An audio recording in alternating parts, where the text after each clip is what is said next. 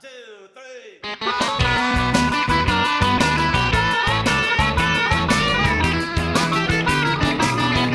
Let's go. I love to see the temple. I'm going there someday to feel the Holy Spirit, to listen and to pray for the temple. It is time for another episode of the Cultural Hall. This is a temple ticker episode of the Cultural Hall, which means we talk all things temples of the Church of Jesus Christ of Latter-day Saints. It is not his calling, although some may say it's his life calling. It is not his profession, although he makes a job out of it, or does a lot of work, or something that would qualify it as a profession. Corey K. Ward, the Pharaoh himself, he comes and dispels all of his building knowledge of the Church of Jesus Christ of Latter-day Saints, and I say things like, "Oh yeah, and what about that?" And he says, "Oh, Richie, you idiot." And then we move on to the next story. Good to have you, sir. Yeah, it's good to be here again. Now, I'm going to gloat a little bit. You didn't believe me. I even brought information that said, "Hey, this might not be the thing." And sure enough, I want to start here. The 200th temple of the Church of Jesus Christ of Latter-day Saints. Where is it going to be? Well, the church did a switcheroo. So they originally scheduled it. It was going to be Salvador, Brazil, a city named after the Savior. What a perfect place to have a temple for the 200th. But they decided, nope, we're going to switch around another temple. We'll talk about that later. And that basically puts Desert Peak, Utah Temple, the one in Tooele, as number 200. So, and this was in between episodes, okay? We haven't talked since that, but I guess a listener sent us a message saying that at a stake conference, the Elder Anderson said, "Oh, well, Tooele, it's going to be 200." And I'm like, well, he's dumb because he's going to Salvador and he's going to be the 200. So, but I guess they don't like to make announcements too fast. I don't know. The PR was slow in getting out the news. So I guess he knew something we didn't. I think that's why they're seers, right? Yeah, it is what I said, and I don't want to jump in on the seer bandwagon. I'm not. I am not called to be that. But it is to me, I feel like, and I talked briefly about this in an episode the other day with Kurt Frankham, crossover episode, by the way, articles of news, everybody check that out, where I said, if you stop and think about it, there are some things that just sort of logistically make sense or marketingly make sense for the church, and the church will sometimes do that, and we sort of ascribe to these things that they are either revelatory or that they are destined to be that way or prophetic in their numbering or something like that. And I think I said a long time ago, it's going to have to be something that is in the States because we're going to need to make a big deal out of it. And sure enough, the Deseret Peak Temple in Tooele, I don't know who is slated to dedicate it, but I'm telling you, it's going to be President Nelson if he's still with us. That will be him coming in and saying, "Me, dibs, let's go." It's a good bet, yeah. I wouldn't be surprised. Who is slated to do it right now? No, they haven't announced. That's why everyone thinks it will be President Nelson. Because when they originally announced the rededication of the Manti Temple, they didn't announce who it was. And then a couple weeks before, they said, "Okay, it will be a husband." And then the morning of it was like, "Surprise, it's President Nelson." Mm-hmm. And so I assume also St. George, they didn't announce. And then right into the last minute, they announced it was President Holland. And so I assume that if they haven't announced it, then it's probably someone that's possibly in shaky health, which maybe for an almost 100-year-old, he probably qualifies for that. Sure. And it's interesting too, because on the other side of that, we always go, "Oh, well, they said that it was supposed to be him and he didn't make it for some reason." And then we read in like second coming prophecies of temples not being dedicated and all that kind of stuff. And it's just things where I think that we need to be able to be like, well, sure, we would like the prophet who lives adjacent to the Deseret Peak Temple Valley to do the temple. And if he can't, then he can't, and we'll have someone else do it. Yeah, I remember when I was young, I was like probably a 12-year-old. The Rexburg, Idaho Temple was going to be dedicated. It was going to be the 125th temple. Okay. Gordon B. Hinckley was going to do it. And the week before he died, and so they ended up delaying the dedication by 1 week. And then it was the first temple that President Monson dedicated as president of the church. So that's temple 125. Do you remember what 100 was? Alaska. No? It was Boston, Massachusetts. And that Boston, one was Massachusetts. famously dedicated without a spire because of litigation that was going on. But when they did get a spire, it got the Angel Moroni that was a replica of the one in Salt Lake. So a lot of the Angel Moronis look pretty different, but the one in Salt Lake was kind of original one. Only Idle Falls and Salt Lake had one. And then Boston got that next replica. So that was kind of like the, hey, 100, I guess. You get a replica of Salt Lake. And so they aspired for a spire. There you go. I hate myself. You know for what? making that joke, but some other couldn't round let it go. numbers. I couldn't let it go. There you go. You want to know what some other round numbers were? Yes. Temple number 50. What was Okay. temple number 50? St. Louis, Missouri. So the first temple in Missouri. So I think that was we conquered Missouri finally after There that it is. extermination order.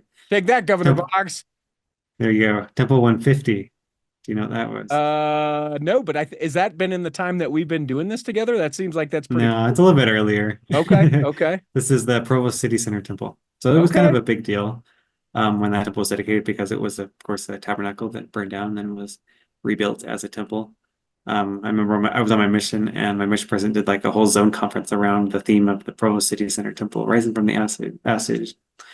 So yeah, Now it's there you go. There's some interesting round numbers for you. it's interesting that you call it the Provo City Center Temple as opposed to Lex de Azevedo's fiery mistake or the Temple-nacle. I appreciate that you refer to it in reference and in solemn tones as it is. It's a beautiful place, unique in its time.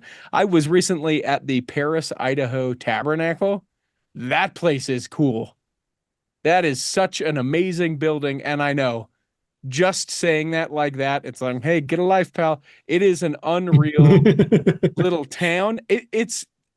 I couldn't believe it. The lady who took me on a tour there was I'm pretty sure that she was President Nelson's twin sister that's how old she was. And she had always lived in that town and had for several hours a week every year since she was born given tours of the Paris Tabernacle. It's an incredible place. They have this massive 4th of July concert series there as well. Everyone's in the whole town. It's decorated top to bottom, like just over the top, and you drive and you blink or you sneeze, you miss it. You miss the entire town almost of Paris, Idaho. It's true. Actually, my Ward ancestors settled just south in the town of Bloomington, right there in Paris. And so, yeah, that's where my ancestors settled when they came from England. So see, they know. It's in I your believe I blood. saw in the news, we didn't cover this, that 4th of July celebration was going to be the last one before a renovation that was scheduled. So correct. And I was I also was stalling, just so you know, I wanted to give this guy proper credit. It was John Shannon, who listens to the Cultural Hall, who sent me a message and said, hey, I just want you to know we had Elder Anderson speaking.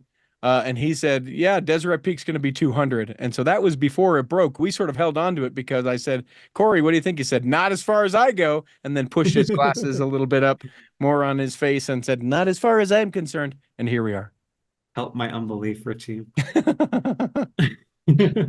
And so yeah, if you want to go to the Temple in Tooele, the open house, the reservations are now open. It will be from September 26th to October 19th, so a little less than a month. And there'll be the dedication on November 10th, so right there before Thanksgiving. And about 2 months to the day of President Nelson's birthday, about 1 month to the day of General Conference. So, that's going to be a thing. A quick word to people that live in the Salt Lake Valley or even along the Wasatch Front. So, I know that this touches lives and hearts of everyone around the world, but those especially in Utah. You think that Tooele is a lot further than it is. So if you have missed out on some of these other temples, take the opportunity to go out there. Go out there anyway, but if you're thinking, oh man, Tooele is so far, it's not nearly as far as you think that it is. So take the drive out and check it out. There you I like when you said that the 200th temple should be in a place called Salvador, as in the Savior, as in the Lord Jesus Christ, of whom this church is founded upon, would probably be an appropriate 200th temple. Shall we go there? Yeah, on see, Elder Soares led a media day on August 19th. And on the same day they released the photos of the interior of the temple. This temple is unique for Brazil because the city of Salvador is pretty famous for its kind of Portuguese colonial architecture, whereas a lot of the cities in Brazil have more of like a modern architecture style, and you see that in a lot of most of the temples of the church, like the one you just saw in Brasilia that was built. Most of the temples in Brazil are kind of more of a modernist or an Art Deco theme, but this one is more of a colonial Portuguese one that you find in more of the Latin American Spanish-speaking countries. So it's unique for Brazil in that way. The colors in the temple are a lot of blues and golds. I really like the picture of the baptistry. You kind of see the teal in the font next to the gold oxen. I think it's pretty cool. And a quick word with that, with all of the things that we're going to talk about, but especially these pictures, you have included links to these that will be in the show notes, so people will be able to check that out and see for themselves. I know we can do as best as we can trying to describe it, but click and check the pictures. That's pretty awesome. Sorry, go ahead. No, yeah, I was going to mention that there's also a lot of like paintings like with the beach and like some palm trees and stuff because it's right on the coast. So yeah, that's kind of the theme of the temple. They also use a lot of red mandacaru flowers, which is pretty famous for the area. So yeah, that open house will run just this next week, September 7th, and they'll have a dedication on the 22nd. I'm And sorry, I mixed that up actually. It's going to be October 20th, this dedication. okay. Yeah. Now let me ask you this: in the way that you know, is it Salvador? Because I want it to be that. Is that how you would say it? Am I think close? pretty close, but more of a Portuguese accent because Give that's it to more me. Spanish. Give it to I me. don't know. I don't speak Portuguese. Okay. So I'm more Spanish, but I like the idea But of it's probably pretty similar. I think it's pretty similar. Salvador. people are yelling at their earphones, going, "Not even close." Cleveland, go back to Cleveland where you served your mission and try and say Salvador that way. Okay, so we get through that one, and then that one becomes number what? Help me in the numbering. Help me thou my I numbering. guess 199. So technically, if you count Kirtland, Ohio as the first one, then that makes Salvador the 200. Okay. But in most counts, Kirtland is just number 0. Okay. And then yeah. Yeah. Okay. I could support that. I can support that numbering. There you Well, and then how do you do it, right? Like you get the asterisk around it where it's like it was, but then it wasn't, but now it is, but it always was. Church historians fighting with one another over it. Cats and dogs living together. Mass hysteria. That's for 2 people who get the reference there. Okay, so that's 199. So then we go now to Mendoza, which this is what? Got to be past 200. go. Well, this is going to be dedicated on this 22nd. So this is before that will 198. be Oh, these numbers. Sorry, 197 even, because the one in Honduras that hasn't even opened yet for tours is going to be 198. Okay. But we'll talk about that when they're dedicated. So yeah, Mendoza, Argentina. They had a media day on the same day. This temple uses more kind of like warm colors. I don't know, maybe more reds and browns. It's also a lot more modern as well. They kind of use some more Art Deco themes that you see. Also, the city of Mendoza has a lot of kind of aqueducts and like channels, kind of gutters on the side of the road that are like made out of rocks, and so they use those kind of themes to decorate the temple, which is interesting. The stairs leading up to this sort of remind me a little bit of like the Kona Temple meets the Bountiful Temple, a little bit like Laie, and then kind of like Tuacahn in southern Utah. There you go. And it's also in the Andes Mountains, so right on the border with Chile. So there's these really tall mountains, and all throughout the temple you have these paintings of these large Andes Mountains. So Cool. it's cool. Okay, so that one, I mean, number, we'll get that later. So then we go to Casper, Wyoming, which I had a couple of people just sort of on the side reach out to me and say, I didn't even think they had permission to build the Casper, Wyoming temple, and now it's done. That is a confusion. There are a couple temples in Wyoming. Let's talk about Casper. Yeah, this one's actually been under construction for 3 years, which is kind of surprising that it was one of these mini temples that was supposed to go up really fast. And There's been a lot of delays. I was talking to someone from Wyoming, and they said that one of the delays had to do with, Casper just has so much wind, and so they had this weird like a landscaping wall that wasn't really. It was just putting a lot of wind throughout the site, so they had to redo that and everything. And so yeah, this temple's been a little bit longer in getting built, even though it was approved very fast, unlike its neighbor in Cody. Something that I like about this temple is that in the foyer, right by the desk, they have paintings of one of like the pioneers in the snow, and then the other one of Devil's Gate, which was part of where the Mormon trail went through. So kind of playing on those pioneer themes of the area. And is Casper near those places, Devil's Gate? Yeah, I mean, Ish. within an hour's drive or so. Well, that's Wyoming, so that's pretty close. Yeah. Same. Yeah, this temple's a lot like it's the second temple to be built with modules, just like the Helena, Montana temple. Which I find interesting is that they also use these rooms where you can use them as either sealing rooms or endowment rooms. Mhm. And in one of the photos, this room has just like chairs that you would find like in a Relief Society room as chairs for the endowment room. Hmm. But in the video that they released, they show that they put more of like the theater chairs that fold down, like in most of the temples. So I wonder if during that kind of wait with the construction that they just took out the regular chairs and they put in these theater chairs. And then this was just a newer photo of it. I don't know. It's kind of interesting. I like the idea of like having to move your chairs at the end of your endowment ceremony. All right, everyone, take a quick second. We're very industrious people, having to take your chairs to the side or put them in a side pocket room. Yeah. So they also see a lot of Indian paintbrush motifs because that's pretty common in the area. You see that in the kind of near the ceiling of all the rooms and everything. So also paying homage to that cultural part of Wyoming. And so this dedication was pushed back as well. So only this one was. Okay. Casper was originally going to be like 197 or 198, and they pushed it back. So it was going to be October 13th, and then they pushed it back to November 24th. So that kind of rearranged all the other temples, put Desert Peak in 200, and then this one will be 201. I wonder how the three people of Casper, Wyoming feel about their temple being pushed. Yeah, a whole 5 weeks they have to wait more. So yeah, or I wonder too, like maybe I'm playing into the whole like it's a marketing thing in the church and blah blah blah blah blah blah blah. But maybe it was just not ready. They're like, listen, maybe we can blame it on the 200th and we can point towards Deseret Peak and we can make these other things, but really we need new curtains. We got to get the floor in done. It's not the way that it's supposed to be. Something like that. But they're already having the open house, so I don't know what they have to do between the open house and dedication. They had to get volunteers to help months. clean it, and no one was volunteering. So I hope everyone hears go and volunteer at your temple cleaning calling responsibility. You ever done that before?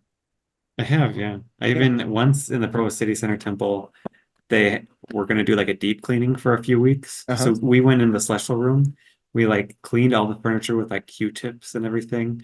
And then we physically took out the furniture and like Tetris put it into one of the ceiling rooms. And then just like left the celestial room open so they could clean the carpets. It was kind of strange, but it was interesting. I've heard it's I've never taken the opportunity to do it, but I've heard it's just a unique experience, and some have reflected some in some ways some of their most spiritual experiences within the temple in maybe a different way. Okay, yeah, I like it. Yeah, I don't know. I've never done it, so I can't speak to it, but I'll have to let you know. Let me look real quick here because we did already talk about the 200th temple. It's worth mentioning that the Church News is running like a count up to 200 temples, and so being able to focus on each of the temples as we make our way to 200. They're doing them like 1 through 25 and 26 through 50. Has there been anything with any of that either you've gone, how about that? Or things that you didn't remember or anything that sticks out in your mind as the church has been reporting those? I haven't read through all of them. It's mostly just a list of, they do 20 at a time in each article, and they just kind of have basic facts about each temple and maybe a little paragraph. I haven't seen anything that stuck out to me. It's interesting that they call the Kirtland and the Nauvoo temples the two before the 200.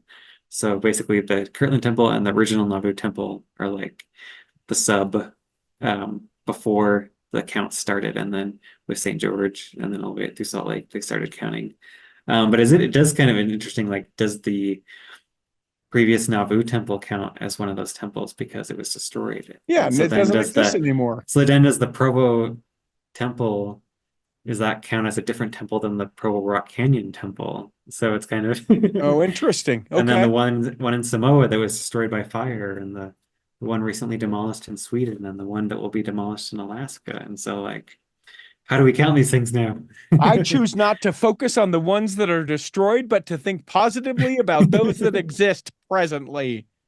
Because then that puts Nauvoo, the new Nauvoo, they counted it as 113. And so rather than 0 or -1, they counted it like that with the new temple. So Yeah, I mean, save it for your next Elders Quorum and Relief Society lesson if you just want to derail what everyone is talking about. If the lesson is not going well, just pull the pin on that conversation grenade and go that way. I feel like, just because I need to weigh in, I feel like Nauvoo doesn't count because it burned down. And I feel like if you would have had, like Provo, the original, the OG Provo, if they would have torn it down and said, we're not doing another one, then I think that you count it as it originally was. So whatever number that was. Or if they would have done it in a 15. different place, then I think you give it a separate thing. But where it's essentially the same place, though different name, that gets tricky. I don't know. Slightly different location because it's Yeah. not the same foundation. Well, sure. But yeah. It raises the question, how firm was their foundation? And then we get tripped up into hymns and all of these other things. I want to take a quick break right here. We've got some groundbreakings we're going to get to. We've got all sorts of construction updates, court updates, apostles visiting places, and we'll talk about a tabernacle or two maybe as well. That's coming back in the second half of the Temple Ticker. BestDJinUtah.com is the website. That is where you go if you would like me to come and DJ your event. Now, will I do a family reunion where you all wear the same t-shirts? You bet I will. Will I travel to wherever you're at? Am I reasonable as far as what I cost? Yes. Do I bring a good time? Yeah, all the things. Listen, Best DJ in Utah, it's my company. It's a thing I do that allows me to be able to have the time to do the cultural hall. So if someone's getting married, you think, man, they need a great DJ. You're throwing a party, whether it's a 50th or 60th or 40th or 20th or whatever the party is. I've done them all and would love to be able to do that. An anniversary party, certainly done those. I did a baptism in 2023. Yeah, we did a big dance party at a baptism. Spoiler, not a Mormon baptism, but it was fun nonetheless. BestDJinUtah.com is a website. I will get back to you within 24 hours with a quote. Come on now.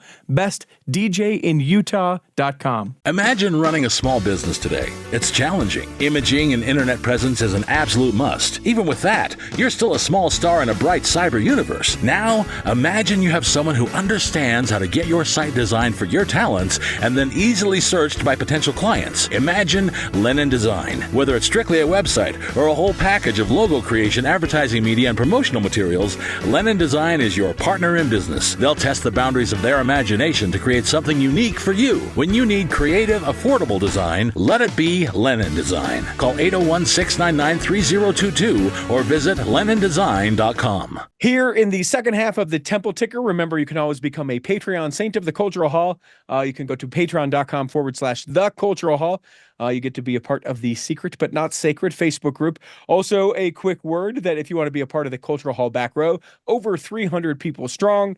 It is a free group that you can be a part of if you just go to Facebook and search Cultural Hall back row. You do have to be approved for admission, so make sure that you request approval, and then we will get you in. And then finally, you can always email us, contact@theculturalhall.com, or message us on any of the social media profiles we have. You can say things like, that quarry's up in the night. You know where the 200th temple is? It's Deseret Peak. And we'll get that message and share it. So make sure you reach out to us that way. Let's go to some groundbreaking, sir. Yeah, on August 17th, it was my birthday. Mm-hmm. There Happy was birthday. three groundbreakings that happened. on the same day. And if you're asking, has this ever happened before? Yes, it's happened twice before. First, it happened in 1999, Adelaide, Australia, Veracruz, Mexico, and Louisville, Kentucky. Okay. And then was it last year? It happened, where was that? I can't remember now. But it was just like a year ago, right? It's been in the They, time that we have been doing temple tickers, I can oh, here it remember. is. Brasilia, Bentonville, and Moses Lake. That was in 2023. So, Okay. or yeah, It would have maybe had to have been 2022. before 2023. Maybe those were 3 dedications on the same day, because Oh, you're Bentonville's right. just That's dedications. yeah. Okay. I'm reading so the other one was Oaxaca, Mexico, Nashville, Tennessee, and Kona, Hawaii. Okay. Okay. So, We got sorry it about that. sorted out. Anything significant about those? Honestly, the church news didn't have a ton of information. They just had like a brief quote. The one in Londrina, it was Elder Ciro Shmiel, I guess is what his name is. He presided over that. What's interesting, the word Londrina is the word for London in Portuguese. So there's a London, Brazil, if you didn't know. Okay. In Santiago West, Alan R. Walker presided over that for the second temple in this city. And then Austin, Texas. I know your friend, was it Russ? Yep, my friend Russ he Wild. was he talked about listening to the Austin temple, and he couldn't remember the name of the person that did it. He said, "Oh, I remember his middle name was Austin. Mhm. His name is Michael Austin Dunn," which It's my old boss, Elder I know, Dunn, and my old I'm boss. surprised he didn't remember that when he said that. I couldn't remember. There's Yeah. a lot of my time when I worked for Elder Dunn that I just have sort of put in a different place in my brain. There you go. But yeah, he said something about like his grandpa served a mission in Texas, and he'd like to think that maybe he like traveled through the area. Who knows? But yeah, there was a lot of local community leaders in the town of Cedar Park there. So yeah, that temple will be starting construction soon. Which And is where the then temple is, right? Cedar Park, we're calling it Austin. It's like all of these places that it's in the, but not the. That's right. Yep. And then on August 31st, the Cagayan de Oro Temple had a groundbreaking. Elder, I think his name's Carlos G. Revilo Jr. He actually grew up in the island of Mindanao, which is where the temple will be built. And this temple was announced 6 years ago. It was one of the first temples. I think it was one of the first batch of temples that President Nelson announced. So this has been one of the longest periods of waiting from announcement to groundbreaking. It's actually the 6th longest. So this temple's been the people there have been waiting for a while. So it's finally going to be under construction soon. And I know you know, but it's worth bringing up. What is the longest announcement to dedication? The Salt Lake Temple. That's right. 45 years. Which, P.S., I recently hiked with my wife up to Ensign Peak. I'm not sure if you've done that. You're a Salt Lake City guy. If you haven't been there recently, worth it for a couple of reasons. One, what a cool view of Salt Lake that you don't get very often. You get a lot of the canyons coming down into Salt Lake, but you don't get that north to south view. It's just incredible. And right by there, there's the Ensign Peak like Ward Memorial Garden or something like that. It is just this little nook that's down from the Ensign Peak trailhead that if you're in for general conference, plan to just go into this little area. It's the greatest place for meditation. It's so beautifully done. It's kept really clean and order, and just it's almost like stepping into a like a sacred place. Like it feels different. You just come down a couple stairs and it's not like you're in a neighborhood, anything like that. You have this place to kind of contemplate, and then you can step right back out again. Incredible experience. Yeah, actually last year on my birthday, I hiked that for the first time. So Oh, well, good. did you go into the garden that I'm talking about? Yeah, I did. Yeah, it's And I cool. read the plaque and everything. Yeah. Yeah, it was my birthday gift to you. I knew you were going to do that last year, so I wanted to give it to you. I made sure it was there. Happy birthday last year. There we go. Should we talk about the Temple Square? Yes, please. So the church newsroom released like a kind of a highlight. It was their August update, but nothing too new in it. Just they talked about how the church office building plaza has been open for a few months now. They did a little video of some visitors walking the grounds, and it begs the question, there's this guy in the video that's holding a Chick-fil-A cup, and I'm like, was this sponsored by Chick-fil-A? Because you would think the people that do the church filming are like, yeah, don't have logos on your shirts, and I would think they were like, they check their boxes on these things, but he's clearly holding a Chick-fil-A cup. So was it sponsored by Chick-fil-A, this video? Oh, I like that speculation. I feel like this is an okay thing to say because I listen to two podcasts wherein they refer to Chick-fil-A as Jesus chicken. And it very well could be. I don't mean that blasphemous by any means, and neither do these people. But because the like fundamentals of Chick-fil-A as a business, it sort of runs alongside much of what the Church of Jesus Christ of Latter-day Saints believes. We would never allow them to sponsor a video, or I would hope we would never allow them to sponsor a video like that. But I do like the idea of like, what a beautiful temple. Also, waffle cut fries and get yourself a lemonade, everybody. If you tell them Right that you there, saw this video, save 10%. go right over to City Creek. It's the most popular restaurant in the City Creek Mall. So right after you walk the plazas, go to Chick-fil-A, just like this guy. Just like that guy. Yeah, one of the person that helped with the design and construction of this, he talked about how the plaza was kind of a prophetic vision from President Nelson. He wanted to see a place where basically all the world could meet, and so they have all these flagpoles, and then they have that slab of granite that has the scripture from Isaiah about the mountain of the Lord, and all nations shall flow into it. That's there. The primary purpose of the renovation was to repair the leaking membrane that was going into the parking garage. It was put in about the 1970s, and so they really needed to repair that. And so it was going to take a long time, but they found this robot that could basically, instead of tearing off the concrete by hand, it just kind of somehow hammered the concrete really fast, and then they said it saved them a year's worth of work. So. Jeez. And you can see a time-lapse video of that happening. So go to the link in the show notes for that. Is there any word, and you may not be old enough to remember this, but do you remember the nativity scenes that used to be in and around the church office building on the plaza there? Yeah, I do. And actually, this last Christmas, I went to Temple Square and I saw them in this new area. And they were all there? I don't know about all of them, but at least some of them were there. I remember growing up that because there were nativity scenes from all over the world.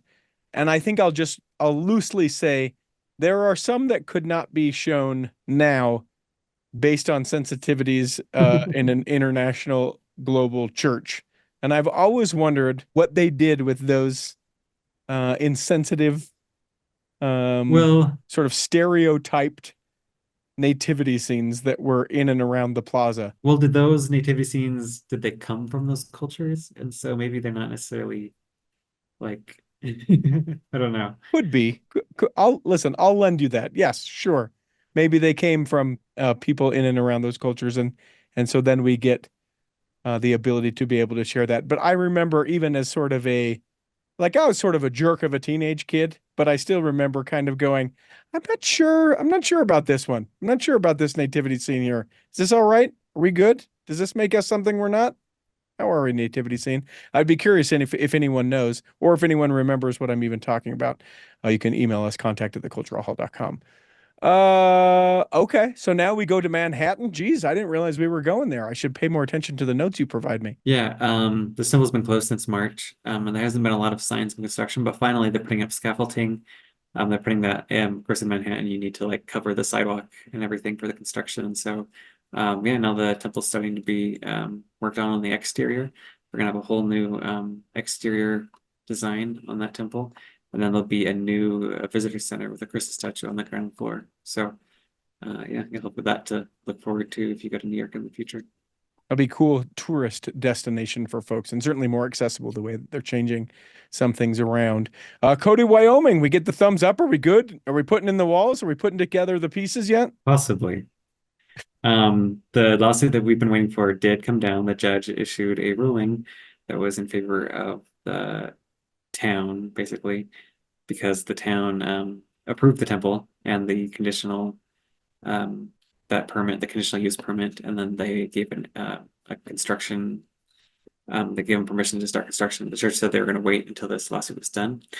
And so that did happen. And we'll just see if they start, because the other people suing the Preserve Our Cody neighborhoods, they are thinking about appealing to the Wyoming Supreme Court.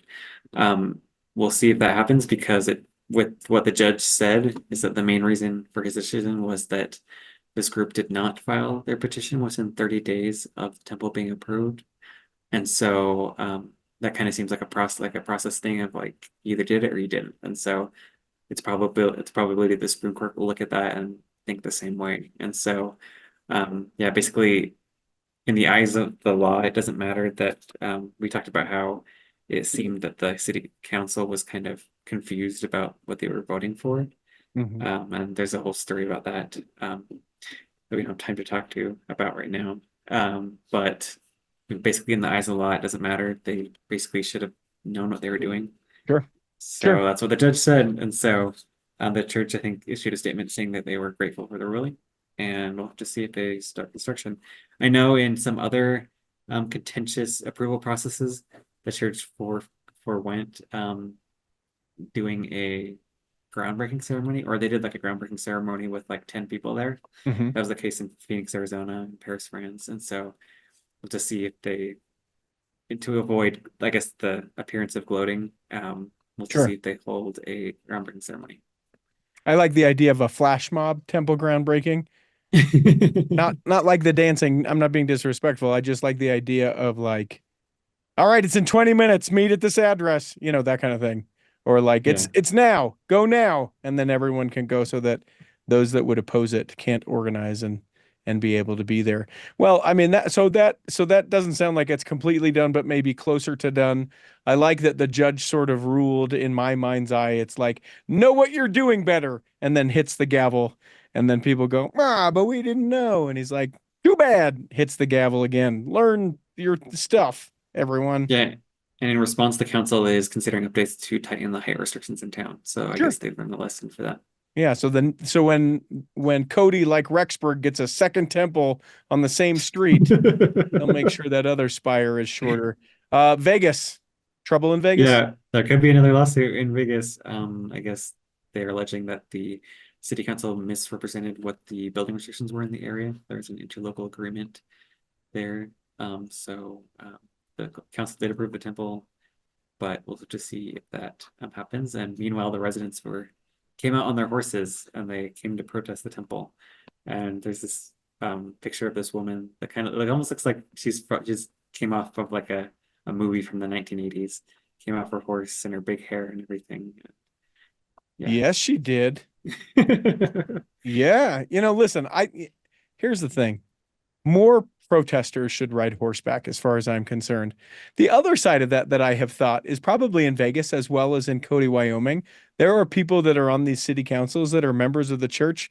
And I think on the one hand, a case could be made in someone's brain, not legally certainly, but in someone's brain to go, oh, if we make this sort of vague, or we don't exactly explain exactly what's going on, we're helping further the work of the Lord and being able to have this pass, but people won't really know. Like I know how sometimes that's how we as people think. That's incorrect. That is not, God doesn't need you to trick and deceive people. I don't know why I went on that tangent for a second, but I do think that sometimes we go, well, let's just all sort of come to this agreement. Let's all just do it this way. And then if we get caught, we can say, we're just furthering the work of the Lord. That's not how God wants you to do it. Yeah, and in this lawsuit, they're also saying that there may be a conflict of interest, because the law firm that the church used had also in the past donated to the campaigns of the city council people. So I don't know if that has any teeth to it. We'll have to see. And appropriate use of the word teeth. So thank you for that. What else we got? We got a couple more minutes, a couple more stories. Yeah, Brussels, Belgium, we got an announcement that the church wanted to convert like an office building into the temple in the city center. This news agency in Belgium got a hold of documents, and they said that back in 2021, the church had filed an application to do this.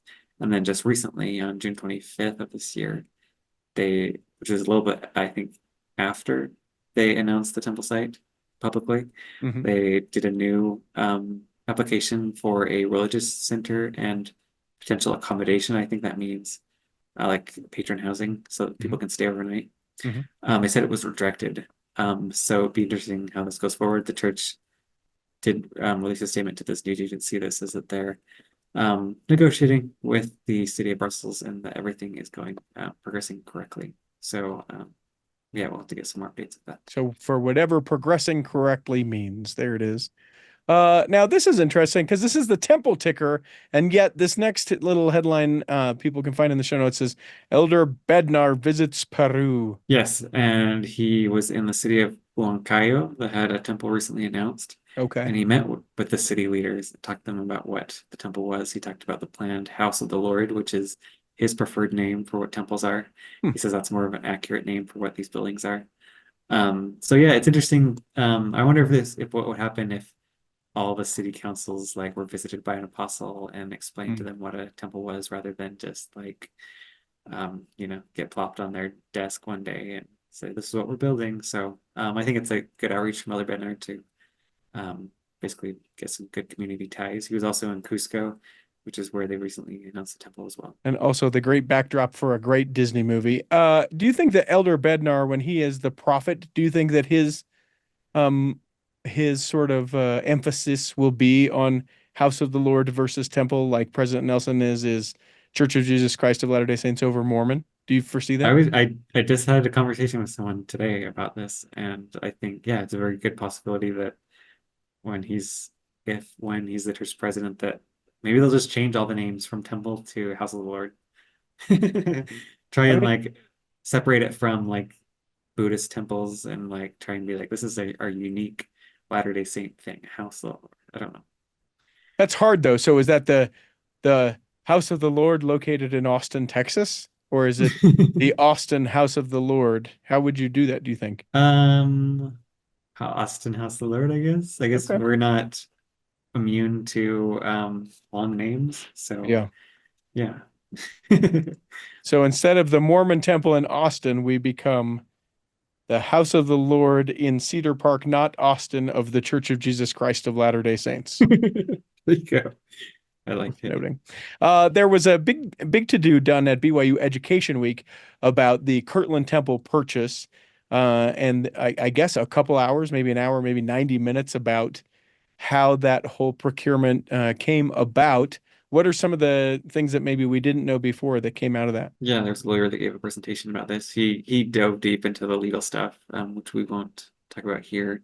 But he did say there was an original letter of intent signed in 2019 by both churches that they were going to go forward with the purchase and negotiations. But then I guess in those negotiations, it says they faltered and they died away. And then he said he talked to the presiding bishopric again in 2023.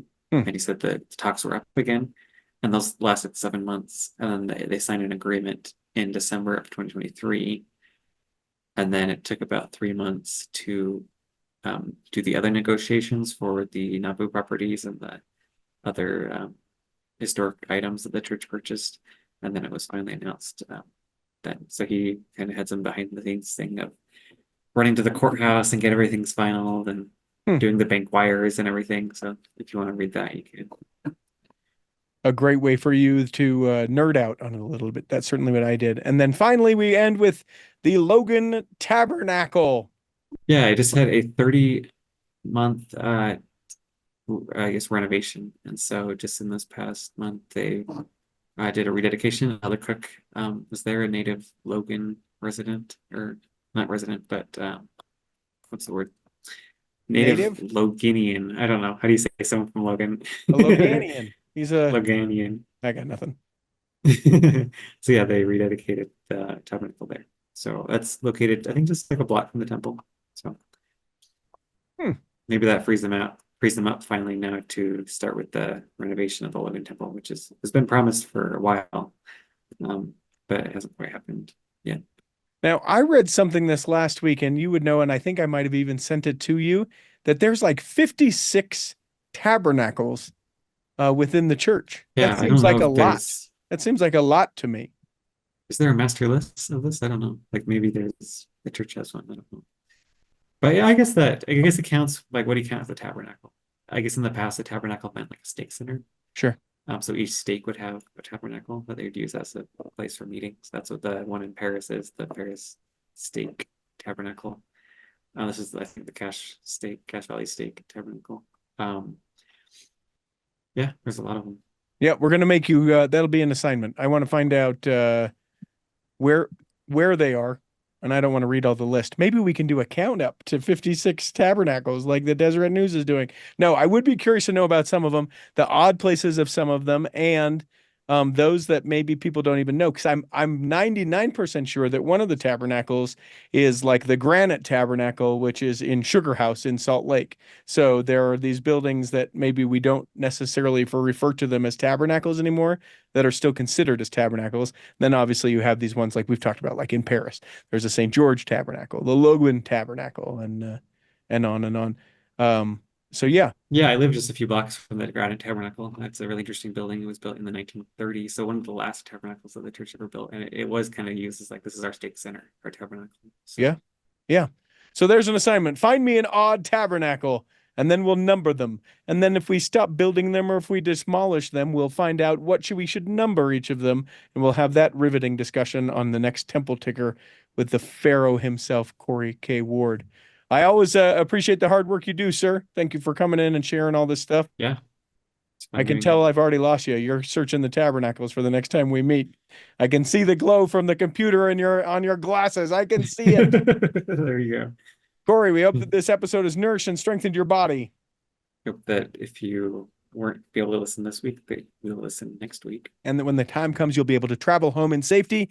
In the meantime, Chris at Alpine Lakes Travel, Rick McGee, Debbie Wanless, Chocolate Cake Bites Podcast, and the Tiger with a U will be saving a seat for you On the back row of the Cultural Hall. Save me a seat, it's sure to be neat on the back row. We really gotta go on the Cultural Hall show.